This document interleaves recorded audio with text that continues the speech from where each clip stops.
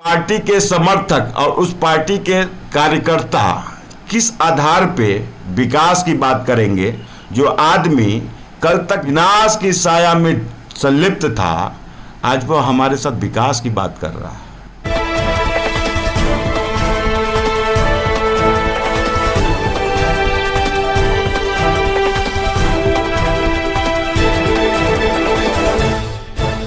स्वागत है आपका न्यूज़ इंडिया में। मैं अब्दुल। जैसा कि आप देख रहे हैं माहौल में गर्मी बढ़ रही है, उसी तरह राजनीतिक गलियारों में भी गर्मी बढ़ रही है। मैं राजनीतिक गलियारा इसलिए बोल रहा हूँ क्योंकि अभी नगर का चुनाव होना है, एमएलसी चुनाव होना है, तो जैसे जैसे नज़दीक आ रहे हैं दिन, वैसे वैसे प्रत्याशी सब सामने उभर के आ रहे हैं भावी प्रत्याशी के रूप में।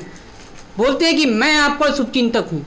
उसी को लेकर के हमारे साथ मौजूद हैं सौरभ ओझा जी, वार्ड नंबर 19 से प्रत्याशी पार्षद पद के लिए हैं। उनसे हम बात करें कि क्या ये पार्षद पद के लिए तो लड़ रहे हैं, मगर किन मुद्दों को लेकर के लड़ रहे हैं। सबसे पहले स्वागत है आपका।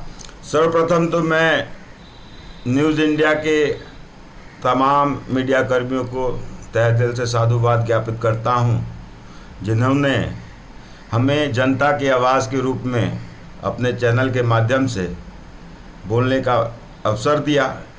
इसके लिए मैं पुनः पूरे न्यूज़ इंडिया के सभी मीडिया कर्मियों को मैं तहे दिल से वंदन और अभिनंदन करता हूं। जैसा कि आप बोल रहे हैं कि वार्ड पार्षद पद के लिए हम लड़ रहे हैं, तो आप किन मुद्दों को लेकर के लड़ रहे हैं? हमारी पहली प्राथमिकता यह रहेगी कि मैं वन विंडो के तहत अपने वार्ड के विकास की बातों को करूंगा, जिससे हमारी देवतुल जनता, वार्ड की जनता को किसी भी विभाग का चक्कर न लगाना पड़ सके।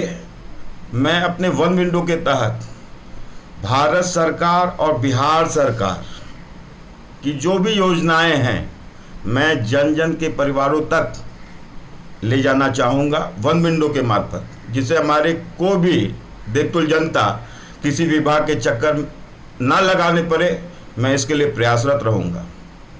अगर हम बात करें कि अभी जैसे जैसे नज़दीक आ रहा है चुनाव का समय, गर्मी भी बढ़ रही है और जनता के बीच में प्रत्याशी का आना जाना भी लगा रहता है, तो क्या आप एक तुरंत प्रत्याशी के रूप में सामने आए, या फिर इससे पहले भी जनता के बीच में जाकर के जनता से मिलते जुलते रहते थे? ये तो सर्वे का विषय है। अगर मैं अपनी बात कहूँ तो मुझे लगता है कि मैं दशकों से जन समस्याओं को लेकर के मैं विभाग लड़ता आ रहा हूं, अपनी आवाज़ को रखते आ रहा हूं। जन समस्याओं के निदान के लिए विभाग के पदाधिकारियों के साथ वाद विवाद करता आ रहा हूं, और यथासंभव प्रयास से मैं जनताओं की समस्या से निपटने के लिए हमेशा संघर्षशील रहा हूं। और मैं जनता के बीच में चुनाव को लेकर नहीं जा रहा हूं। मैं एक दशक से जन सेवा के भाव से समाज के लिए समर्पित हूं। हर संभव प्रयास विकास के लिए मैं हर संभव प्रयास करूंगा। जैसा कि आप कह रहे हैं हर संभव प्रयास, तो मेरा सबसे पहला प्रश्न आपसे ये है कि आप मिथिलावासी को क्या जल मुक्ति दिला पाएंगे? जल मुक्ति इसलिए क्योंकि अभी गर्मी का मौसम आ रहा है, आप देख लीजिए जल आपूर्ति नहीं हो पा रही, और जल आपूर्ति अगर होती है तो जल निकासी नहीं हो पा रही। मैं लोकतंत्र के चौथे स्तंभ स्वरूप आप सभी मीडिया कर्मियों के मार्फत मैं यह विश्वास के साथ अवगत कराना चाहता हूं कि मैंने व्यक्तिगत अपने वार्ड की जनता के बीच में उनकी समस्याओं का सर्वे किया है, जिसमें मुख्य समस्या जल समस्या से जुड़ी बातें हो रही हैं, जिसके लिए मैंने विभागीय स्तर पे भी पदाधिकारियों से बात करके उस समस्या के निदान हेतु पहल किया है। मैं आपको बता दूं कि सबसे बड़ी समस्या आज के दिन में जल की समस्या है। अब मैं यह स्पष्ट रूप से बता दूं, जिस वार्ड से मैं दावेदारी कर रहा हूं वह शोषित, वंचित, पिछड़ा वर्ग का समाज है, जहां पे श्रमिकों की संख्या अत्यधिक है। आप स्वतंत्र होकर अगर इस बात का सर्वे करेंगे तो आपको लगेगा कि नहीं, सौरभ ओझा की बातों से मैं सहमत हूं और मेरा कहना जायज है, क्योंकि मैंने ये सर्वे करवाया था। हमारे यहाँ 70% आबादी श्रमिकों की है, जो श्रम करते हैं, जीवन यापन करते हैं, अपने परिवार का पलायन करते हैं। तो मैं उस परिवार के प्रति अपनी गहरी संवेदना व्यक्त करता हूं, जिनके यहाँ आज तक जल की समस्या के निदान हेतु किसी जनप्रतिनिधियों का आना नहीं हुआ। मैं इसके लिए अपने आप को सौभाग्यशाली मानता हूँ। मैं इस समस्या के निदान हेतु विभाग के हर एक वरिष्ठ पदाधिकारियों से हमारी वार्ता हो रही है और हर संभव प्रयास हो रहा है। मैं आपको बता दूं कि निगम का भी हमारे पास सराहनीय सहयोग मिला है। निगम के सिटी मैनेजर के द्वारा हमारे वार्ड में टैंकर जा रही है, वाटर की टैंकर जा रही है, जिससे आम जनों को जल की समस्या से कुछ न कुछ करें कि 7 निश्चय योजना में एक बहुत महत्वपूर्ण योजना है जल नल योजना। तो आपके वार्ड में ये कितना काम बाकी है और कितना काम आपके आने के बाद होगा? क्योंकि मैं ये इसलिए पूछ रहा हूँ कि आरोप प्रत्यारोप लगते रहते हैं, आरोप न लगाएं, आप अपना कार्यकाल बताएं कि अगर आप चुन के आते हैं प्रतिनिधि के रूप में तो कितना काम करेंगे। मैंने आपको पहले ही बोल रखा है कि अगर मुझे जनता का आशीर्वाद स्वरूप मत मिलता है और मेरी जीत होती है तो हर समस्याओं के निदान हेतु मैं संकल्पित हूँ। यथासंभव हमसे जो भी हमसे बन पड़ेगा मैं प्रयासरत हूँ, या वह जल की समस्या हो, स्वास्थ्य की समस्या हो, शिक्षा की समस्या हो, मैं हर समस्याओं से लड़ूंगा और इसके निष्पादन हेतु और समाज के विकास और वार्ड के विकास की बातें हर संभव प्रयास से मैं प्रयासरत हूँ। अगर बात करें कि राजनीति में छवि ज़्यादा जरूरी है या फिर शिक्षा? बिल्कुल बिल्कुल बिल्कुल, मैं इस बात से भी सहमत हूँ। मैं लोकतंत्र के चौथे स्तंभ स्वरूप आप सभी मीडिया कर्मियों के मार्फत मैं अपने वार्ड के देवतुल्य जनताओं से यह आग्रह करना चाहता हूँ, यह अपील करना चाहता हूँ कि आगामी आने वाले निकाय चुनाव में आप उन प्रत्याशियों को मौका दें जिनका छवि एक समाज में अच्छा हो। ये तो अपने आप से एक विचार विमर्श करने का एक मुद्दा है। अगर हमारी छवि समाज में अगर गलत हो तो मैं समाज का विकास किस आधार पे कर सकता हूँ? इस बात को मैं जनता से अपील करता हूँ। एक नेता ने एक बेटा के रूप में हमें एक बार अपना आशीर्वाद रूपी वोट दे, जिससे मैं आपका नेता ने एक बेटा के रूप में विकास की बात कर सकूं और आपकी आवाज़ सरकार तक रख सकूं। इसके लिए यथासंभव हर प्रयास करूंगा। जैसा कि देखा जा रहा है कि आप एक बीजेपी के जिला प्रवक्ता भी हैं, तो आपकी पार्टी सत्ता में है, उसके बावजूद दरभंगा आज भी जल संकट से घिरा हुआ है। सत्ता में आप ही की पार्टी के विधायक भी हैं, सांसद भी हैं। देखिए, सरकार को हम प्रत्यारोप नहीं कर सकते हैं। सरकार हर संभव प्रयास कर रही है। सरकार के नज़र में जो भी सारे मामले जाते हैं उसके निष्पादन हेतु सरकार विभागीय स्तर पर हर संभव प्रयास कर रही है। मैं आपको बता दूं कि जल विभाग की जितने भी पदाधिकारी उनसे हमारी लगातार बातें हो रही हैं, उनके द्वारा मुझे आश्वासन मिल रहा है और काम भी होता हुआ दिख रहा है। अगर आपको विश्वास ना हो तो आप हमारे वार्ड में जाके सर्वे कर ले। आए दिन काम हो रहा है। हम लोग जल समस्या की समस्याओं को लेके परेशान थे, लेकिन हमको लगता है कि कुछ दिनों के अंदर ये सारी समस्याओं का समाधान जमीनी स्तर पे होता हुआ प्रतीत नजर आए। अगर बात करें कि ऐसे युवाओं को आप क्या अवसर देना चाहेंगे जो बेरोजगार हैं, शिक्षित हैं मगर फिर भी बेरोजगार हैं? देखिए, हमारे देश के यशस्वी प्रधानमंत्री श्री नरेंद्र मोदी जी का सपना है आत्मनिर्भर भारत, आत्मनिर्भर बिहार। तो मैं युवा होने के नाते, एक युवा प्रतिनिधि होने के नाते मैं उन युवाओं से मिलूंगा जिनमें प्रतिभा है और वो किसी न किसी माध्यम से वंचित हैं। मैं उस लिए भी प्रयासरत रहूंगा कि उन प्रतिभाशाली विद्यार्थियों के साथ मैं एक अच्छा पहल करके उनके रोजगार के प्रति अपनी संवेदना व्यक्त करते हुए उन्हें अपना सहयोग प्रदान कर सकूं, जिनसे उनका रोजगार, आत्मभारत बिहार का जो सपना है हमारे देश के यशस्वी प्रधानमंत्री का, वह साकार हो। मैं इसके लिए भी प्रयासरत हूँ। अंत में मैं एक सवाल करूंगा आपसे कि महिला की सुरक्षा के लिए आप अपने वार्ड में क्या करेंगे? वार्ड में ही नहीं, क्योंकि आप एक जिला प्रवक्ता भी हैं, क्या करेंगे आप? यह विश्वास दिलाना चाहता हूं कि अगर मुझे मौका मिलता है तो मैं अपराध मुक्त अपराध मुक्त वार्ड, अपराध मुक्त अपना समाज कैसे व्यवस्थित रूप से चले और अपराध मुक्त हो हमारा समाज, हमारा वार्ड, इसके लिए भी हम प्रयासरत हैं। मैं आपको स्वतंत्र होकर यह बताना चाहता हूं कि अगर हमें मौका मिलता है तो हमारे समाज में जितने भी आपराधिक छवि के लोग हैं किसी भी परिस्थिति में बख्शे नहीं जाएंगे। इसके लिए हमें न्यायालय का साथ लेना पड़े, जिला प्रशासन का साथ लेना पड़े, हमारे समाज के अभिभावक तुल्य गार्जियनों का सहयोग लेना पड़े, हर संभव प्रयास करेंगे अपने वार्ड को अपराध मुक्त बनाने हेतु।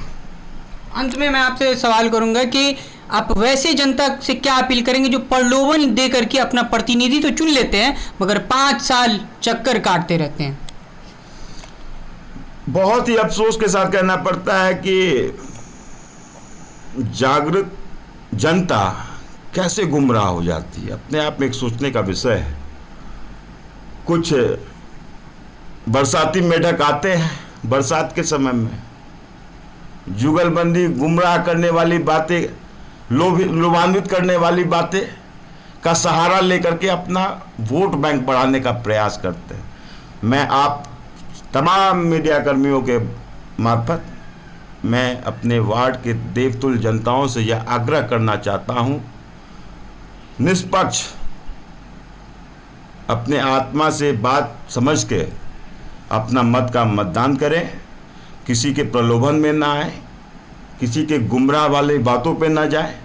आप अपने आत्मा से पूछें कि आपका विकास, आपके समाज का विकास, आपके वार्ड का विकास कौन प्रत्याशी कर सकते हैं। मैं किसी पे दोषारोपण नहीं कर रहा हूँ, लेकिन मैं यह स्पष्ट करना चाहता हूँ, जो आदमी आपराधिक छवि के नेताओं के समर्थक अपने आप को साबित करते हैं, जिनके राजनेता आज 4 दीवारी के अंदर में बंद हैं, उस पार्टी के समर्थक और उस पार्टी के कार्यकर्ता किस आधार पे विकास की बात करेंगे? जो आदमी कल तक विनाश की साया में संलिप्त था, आज वो हमारे साथ विकास की बात कर रहा है, जिसके मुखिया 4 दीवारी के अंदर बंद हैं। मैं नाम नहीं लेना चाहूँगा, लेकिन लोकतंत्र के माध्यम में थोड़ा सा जनता के बीच में रखना चाहूँगा, जैसी संगति वैसी रंगति। जैसा हमारा संगत होगा वैसा ही हमारा विचार होगा। तो जो आदमी आपराधिक छवि के लोगों के संरक्षण में पले बढ़े, जो आदमी आतंकवादी संगठन का सहारा लेकर के अपने आप को मजबूत शक्ति प्रदान करने में लगे हैं, वह विकास की बात और विकासशील बात किस आधार पे कर रहे हैं, यह जनता को समझना होगा। अगर हम बात करें कि युवा पीढ़ी नशेखोरी की तरफ बढ़ रही है, कभी वाइटनर सूंघ रही है, कभी पेन को घस करके सूंघ रहे हैं, मतलब किस्म किस्म के नशे कर रहे हैं, ऐसे युवा से आप क्या अपील करेंगे और ऐसे युवा के गार्जियन से आप क्या अपील करेंगे? मैं आपको यह बता दूं कि विगत कई महीनों से हमारी जिला प्रशासन से यह मांग होती आई है कि जो नशीले पदार्थ जो समाज में बिक रहे हैं उस पर अंकुश कैसे लगाया जाए। इसके लिए मैं पहल कर रहा हूँ, जिला प्रशासन के साथ मिलके आए दिन हमारे वार्ड में, अगल बगल के वार्डों में जहाँ यह नशीले पदार्थों का बिक्री होता है, वहाँ पे आए दिन छापेमारी हो रही है। किसी भी परिस्थिति में गलत करने वाले लोग किसी भी परिस्थिति में बख्शे नहीं जाएंगे। वह युवा पीढ़ी को जो भटकाने का जो दिशा दे रहे हैं, उसको किसी भी परिस्थिति में हम लोग अंकुश लगाने के लिए हर संभव प्रयास कर रहे हैं। अगर हम बात करें कि आपका ये जो कार्यकाल होगा जीत के आने के बाद, कितना विकसित होगा और कितना ठप पड़ जाएगा? क्योंकि देखा जाता है ऐसे कि अगर जीत करके आ जाते हैं प्रत्याशी, तो कभी अगर मान लिया किसी को मृत्यु प्रमाण पत्र बनाना हो, आधार कार्ड बनवाना हो या फिर राशन कार्ड बनवाना हो, तो चक्कर पे चक्कर काटते रहते हैं, चप्पल टूट जाती है उनकी दरवाजे पे घिसते घिसते, मगर काम नहीं होता। मैं सहमत हूँ, इन सारी बातों से मैं सहमत हूँ। मैं आपने जो भी बातें कही, मैं इसे अपने आप को भलीभूत सहमत मानता हूँ। मैंने अपना पहला ही मैनिफेस्टो में कहा था कि हमारी जीत होती है तो वन विंडो के तहत मैं काम करूँगा। हमारी जनता जो सारी योजनाएं भारत सरकार और बिहार सरकार और स्थानीय प्रशासन के द्वारा जो भी सुविधाएं मुहैया कराई जाती हैं, वह हमारी जीत के बाद वह सारी समस्याएं, जनता की समस्याएं हमारी समस्या है, उसके निदान हेतु मैं अपने विभागीय कार्यालय से हर संभव प्रयास करूंगा। किसी भी परिस्थिति में हमारे वार्ड की देवतुल्य जनता किसी भी परिस्थिति में विभाग का चक्कर नहीं लगाए, इसके लिए मैं प्रतिबद्ध हूं। और मैं आपको यह विश्वास के साथ कहना चाहता हूं कि अगर मेरी जीत सुनिश्चित होती है तो मेरी वार्ड की जनता किसी भी परिस्थिति में किसी भी विभाग का चक्कर नहीं लगाएगी। उसका वन विंडो काम होगा, हमारे मार्फत काम होगा। या वो जन प्रमाण पत्र हो, आधार कार्ड हो, राशन कार्ड हो, आयुष्मान भारत के तहत स्वास्थ्य कार्ड हो, निर्वाचन आयोग के द्वारा बनाया जा रहा वोटर आईडी कार्ड हो, या सरकार की मूलभूत जो भी योजनाएं चल रही हैं, मैं जन जन तक अपने कार्यालय के माध्यम उन परिवारों तक पहुंचाने का काम करूंगा।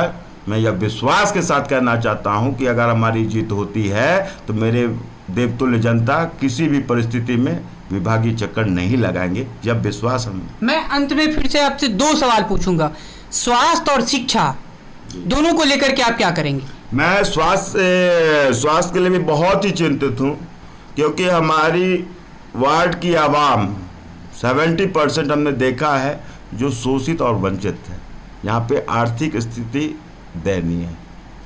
मैं उस परिवार के प्रति भी अपनी गहरी संवेदना व्यक्त करता हूँ जिनके पास आर्थिक तंगी की वजह से वह इलाज नहीं करवा पाते हैं।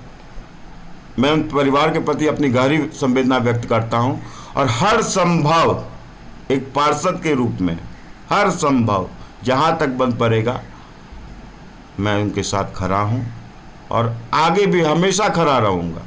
अगर मुझे जीत मिलती है, अगर मुझे अपने भारत सरकार के मंत्रियों से, नेताओं से, अगर मेरी जनता को कुछ सहयोग की अपेक्षित होंगे या उनके सहयोग से उनका काम सरलता और सहजता से हो जाए, उनका इलाज और अच्छे तरीके से हो, मैं इसके लिए भी प्रयासरत रहूँगा। हमारी पहली प्राथमिकता है कि वन विंडो के तहत काम हो। दूसरी प्राथमिकता है हमारी कि अच्छी स्वास्थ्य व्यवस्था हो। तीसरा हमारा प्राथमिकता है कि अच्छी शिक्षा विधि व्यवस्था हो, जिससे हमारे नव भारत के भविष्य, हमारे आने वाले युवा पीढ़ी शिक्षित हों, स्वावलंबी हों, नव भारत का निर्माण में अपनी अहम भूमिका दे सके, इसके लिए भी मैं प्रयासरत रहूँगा। अगर बात करें कि भगवान न करे दुर्भाग्यपूर्ण आपको पराजय का सामना करना पड़े, तो क्या जनता का सेवा रुक जाएगा या जारी रहेगा? मैं तो आपको पहले ही कह दिया था कि मैं किसी परिचय का मोहताज नहीं हूँ। आज किसी भी प्रत्याशी को लगता है कि नहीं मैं चुनाव लड़ रहा हूँ, क्या होगा नहीं होगा, ये तो बजरंगबली, हमारा तो चुनाव बजरंगबली लड़ रहा है और हमारे तमाम ऊर्जावान साथी एक बजरंगबली की सेना की तरह दिख रहे हैं। किसी ने यह सच ही कहा है, जिस ओर जवानी चलती है उस ओर जमाना चलता है। हमारे साथ जवानों का काफिला है और मुझे पूर्ण विश्वास है, ऊपर वाले पे विश्वास है, देवतुल्य जनता पे विश्वास है कि उनका अपार आशीर्वाद हमें प्राप्त हो रहा है, जिससे हमारी जीत सुनिश्चित है। अगर किसी कारणवश मैं विफल रहा तो निरंतर, जैसे मैं पहले से प्रयासरत हूँ सेवा के भाव से, मैं आगे निरंतर जीवंत काल तक मैं जनता की सेवा के लिए बना और समर्पित लोगों में से अपनी पहचान बनाने के लिए हमेशा संघर्षशील रहूँगा। हम बात करें आपकी शिक्षा की, तो क्या आपकी क्या शिक्षा रही है? क्योंकि यहाँ पे अपने टेबल पे रखा है संविधान, सिविल का, मतलब जितना है कानूनी प्रक्रिया का जो एक होना चाहिए सब है यहाँ पे। मैं आपको बता दूं, यह हमारा एक नेचर रहा है छात्र काल से ही। मैं सोने से पहले मैं आर्टिकल, बुक्स पढ़ने के हमारा नेचर शुरू से बचपन काल से ही रहा है। और मैं आपको बता दूं, जो भी आप देख रहे हैं भारत का संविधान, द कोड ऑफ सिविल या फिर क्रिमिनल मेजर एक्ट्स, मैं लॉ किया हुआ विद्यार्थी भी हूँ, अधिवक्ता भी हूँ। अच्छा, मतलब आप पेशे से वकील भी? मैं वकील भी हूँ। हमारी वकालत इसी वर्ष पूर्ण हुई है और बार काउंसिल के रजिस्ट्रेशन के लिए मैं प्रयासरत हूँ। और एज ए अधिवक्ता अगर समाज में अगर वकील की भी दरकार होगी तो मैं समाज को एक अच्छे वकील के रूप में भी अपना सहयोग दूँ। मतलब हम कह सकते हैं सर्वगुण संपन्न ज्ञानी, मतलब सब गुण हैं। नहीं, इसको हम ये नहीं कह सकते मेरे में सब गुण हैं। अगर मेरे में सारा गुण होता तो मैं भी एक देवता के रूप में होता। मेरे में बहुत सारी कमियां हैं, मैं मानता हूं इस बातों को, लेकिन जो भी मेरी कमियां हैं मैं उसको आइडेंटिफाई करके अपने आप से दूर करने का प्रयास करता हूं कि हमें जो कमियां हैं उसको कैसे दूर किया जाए, इसके लिए मैं प्रयासरत रहता हूं। कोई भी आदमी आज के दिन में परिपूर्ण नहीं है, इसमें कहीं कोई मिथ्या नहीं है कि कोई भी आदमी आज के दिन में अव्वल है, सब गुण से संपन्न है। इसमें अपने आप को मैं सहमत नहीं मान रहा हूँ कि मेरे में सारा गुण है। मेरे में भी बहुत सारी खामियाँ हैं, हो सकता है, लेकिन मैं अपनी गलतियों को ढूंढते हुए मैं इसको अपने आप से दूर करने का हर संभव प्रयास और प्रयासरत हूँ। अगर हम बात करें अंत में कि आपने अभी तक अपने वार्ड में बिना किसी पद पे रहे कुछ कार्य किया है?